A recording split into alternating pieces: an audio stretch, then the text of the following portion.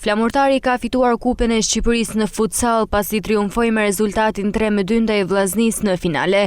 Ndeshja e zhvilluar në Pallatin e Sportit Qazim Dervishi dhuroi emocione të shumta me një duel të luftuar dhe të hapur deri në minutat e fundit.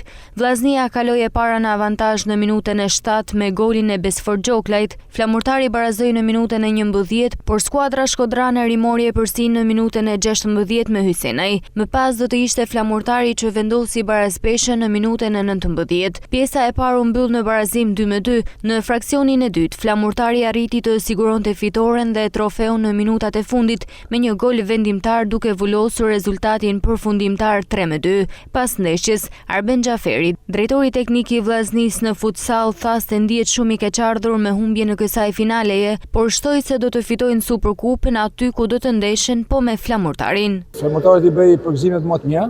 Nuk mundem me thonë se ajo e meritoi fitoren, por në fund si thojnë fiton ai që bën një gol më tepër dhe në këtë rast edhe rezultati vetë tregon që fitoi ekipi që bën një gol më tepër.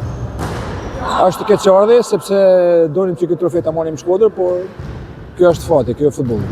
Ne lëmë maksimumin, fati siç e thash pak më parë nuk ishte me ne, më vjen jashtëzakonisht keq që çunat ikën të mërzitur nga Pallati i Sportit sepse merituan diçka më tepër, por siç duket këtë vit maksimalen e të dyja objektivat që kishim vu veti nuk i arritën.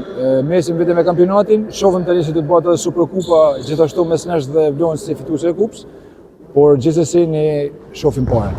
Pas përfundimit të finales u zhvillua dhe ceremonia ndarjes së medaljeve dhe trofeut.